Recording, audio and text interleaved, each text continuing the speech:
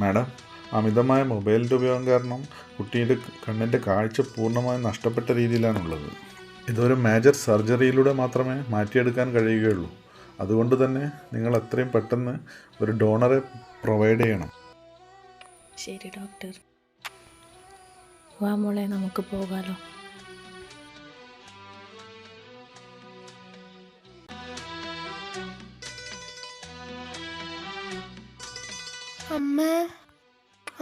അമ്മ കരയുന്ന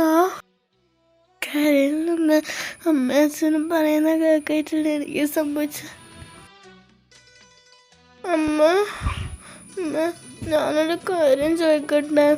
എനിക്ക് എൻ്റെ ഫ്രണ്ട്സിനെയും അമ്മേനും അച്ഛനൊന്നും കാണാനാവൂല.